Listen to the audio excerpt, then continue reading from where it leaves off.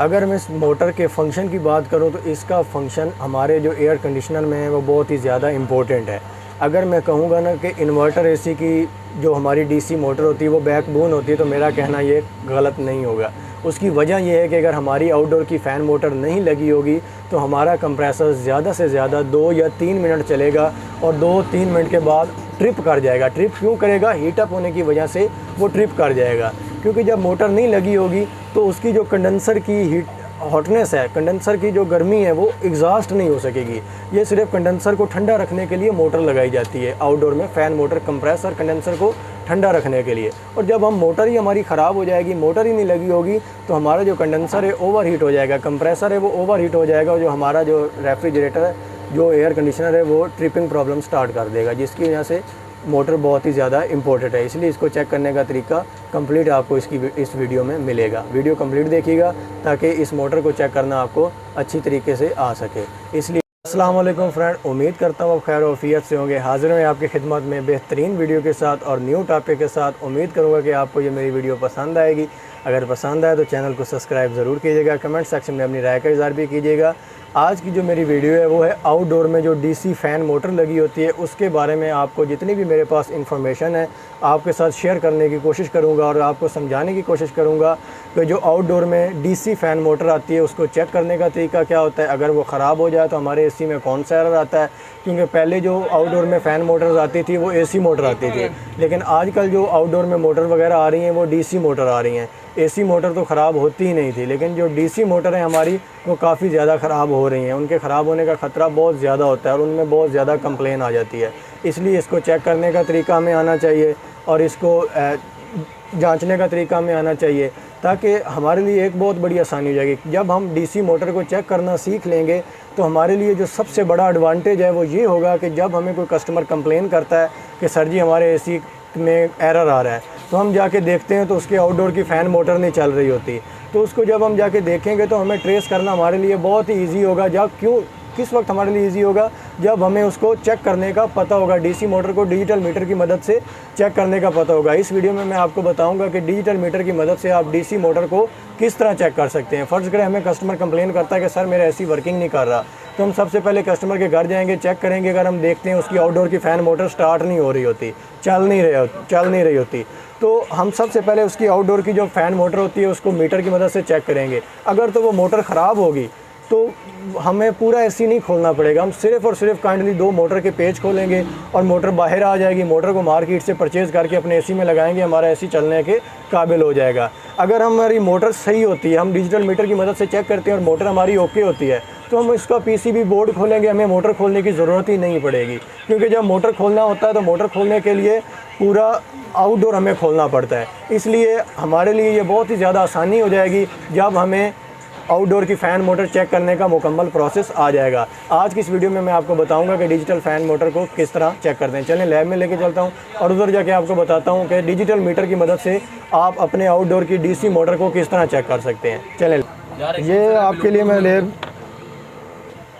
ये देखें हम अब लैब में आ चुके हैं। इधर मैं आपको प्रैक्टिकल करके बताऊंगा कि आपकी जो फ़ैन मोटर है उसको आप किस तरह चेक कर सकते हैं। क्योंकि जब इसको चेक करना आपको आ जाएगा तो आपके लिए सबसे बड़ा आसानी और सबसे बड़ा जो एडवांटेज है वो ये होगा कि आप जब कंप्लेन पे जाएंगे तो आपकी काफ़ी जो मेहनत है वो आपकी बच सकेगी, काफ़ी आपका टाइम बचेगा और आपकी स्किल्स में इजाफा होगा। सबसे बड़ी बात है कि आपकी स्किल्स में इजाफा होगा जब आपको एक चीज़ चेक करनी आएगी। इसके लिए आपके पास ये डिजिटल मीटर होना ज़रूरी है। डिजिटल मीटर को आपने सिंपली ये ओहम पे रेजिस्टेंस पे सिलेक्ट कर लेना, यानी 20K पे सिलेक्ट कर लेना। अगर आपको डिजिटल मीटर इस्तेमाल करना नहीं आता, इसके लिए मैं बेहतरीन वीडियो बना चुका हूँ, उसका लिंक मैं डिस्क्रिप्शन में ऐड कर दूँगा, उधर से आप जाके देख सकते हैं कि how to use digital multimeter. इसको मैंने 20K पे सिलेक्ट कर लिया। ये हमारी मोटर होती है, इसकी ये 3 तारें होती हैं, इनको हमने चेक करना होता है। ये हमारी इसके साथ अर्थ वायर होती है, ये इसका जैक होता है जो कि कनेक्टर पीसीबी किट में जाके लगना होता है। इसको चेक करने का सिंपली तरीका ये है कि चाहे तीनों पॉइंटों पे हम चेक करेंगे इसकी कंटिन्यूटी। ये मैंने इन दोनों पॉइंटों में चेक किया, ये देखें 0.6 आ रही है, इन दोनों पॉइंटों पे 0.6 आ रही है। और मैंने ये पॉइंट इधर चेंज किया, इधर भी 0.56 ही आएगी। अब मैंने ये प्रोब मैंने चेंज कर ली तो इधर भी 0.8, 0.6 यानी 0.6, 0.7, 0.8। ये जब मैंने इसकी प्रॉब चेंज की, इधर चेक करूँगा तो इधर भी 0.6, इधर भी 0.6। जब मैंने ये इधर रखी तो इधर भी ये 0.6 और इधर भी 0.6, यानी जिधर मर्ज़ी मैंने प्रॉब रख ली, इन तीनों पॉइंटों की जो कंटिन्यूटी आपस में है वो सेम है। तीनों पॉइंटों की कंटिन्यूटी आपस में 0.6, 0.5, 0.7 यानी सेम आ रही है। जिस तरह इसकी कंटिन्यूटी उसी तरह इसकी कंटिन्यूटी आ रही है। इसका मतलब ये है कि हमारी ये जो डीसी आउटडोर की फ़ैन मोटर है ये बिल्कुल एक्यूरेट ओके है, क्योंकि इसकी तीनों पॉइंटों पे कंटिन्यूटी सेम आ रही है। अगर इन पॉइंटों की कंटिन्यूटी आपस में डिफरेंट होती, या किसी की 12 बोलती, किसी की 0.13 बोलती, या किसी की 0.20 बोलती, यानी आपस में इनकी कंटिन्यूटी डिफरेंट होती, तो इसका मतलब ये था कि ये हमारी जो डीसी मोटर है वो शॉर्ट हो चुकी है। इसी तरह ये एक और मेरे पास मोटर पड़ी है, इसको मैं आपको चेक करके बताऊंगा।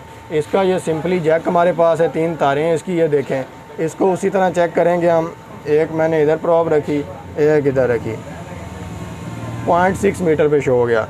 एक मैंने इधर रखी और एक इधर रखी, इसका भी 0.6 ही आ गया। अब मैंने ये नेगेटिव पॉजिटिव चेंज की, इस इधर भी 0.6 आ गया, इधर भी 0.6 आ गया। इसका मतलब ये है कि ये मोटर भी हमारी बिल्कुल एक्यूरेट है और बिल्कुल ठीक है। अब इसकी मैं बॉडी के साथ शॉर्टेज चेक कर लेता हूँ कि कोई पॉइंट इसका बॉडी के साथ शॉर्ट तो नहीं है। तो ये जब मैं चेक करूँगा, ये देखिए मैंने बॉडी के साथ लगाया, इसकी कोई कंटिन्यूटी नहीं आ रही। ये मैंने इसकी शाफ्ट के साथ लगाया, इसकी कोई कंटिन्यूटी नहीं आ रही। जिधर मर्ज़ी मैं लगाता जाऊँगा इसकी कंटिन्यूटी कोई नहीं आ रही। अगर मैं दूसरा पॉइंट इसका चेक कर लेता हूँ, जिधर मर्ज़ी लगाऊंगा, यानी बॉडी के साथ इसका कोई भी पॉइंट शॉर्ट नहीं है। जब इसका कोई भी पॉइंट बॉडी के साथ शॉर्ट हो जाएगा तो फिर भी हमारी ये मोटर कोई ना कोई एरर शो करेगी। जब ये मोटर ख़राब हो जाती है तो हमारा जो कंप्रेसर है उसको फ्रेश एयर नहीं मिलती, क्योंकि ये मोटर फ़ैन मोटर इसलिए आउटडोर में लगाई जाती है कि हमारे कंप्रेसर को ठंडी हवा के साथ, यानी जो हमारी बैरूनी एयर होती है, सिंपल एयर होती है, वो खींच के कंप्रेसर, यानी जो कंप्रेसर कंडेंसर की एयर होती है उसको ये एग्जॉस्ट करवाता है, उसको ये आउटडोर से निकाल के बाहर फेंकता है। ये जो हमारी आउटडोर की फ़ैन मोटर होती है, ये जो कंडेंसर की हीटनेस होती है, हॉटनेस और गर्म होता है कंप्रेसर, उसकी जो गर्म हवा होती है उसको निकाल के बाहर फेंकता है, जिसकी वजह से हमारा कंप्रेसर ठंडा रहता है और चलता रहता है। जब ये ख़राब हो जाती है तो मसला क्या होता है, तो हमारा कंप्रेसर ओवर हीट होने की वजह से ट्रिप करना स्टार्ट कर देता है, जिसकी वजह से हमारा कंप्रेसर नहीं चलता और ओवर हीट होने की वजह से ट्रिप करना स्टार्ट करने लग जाता है।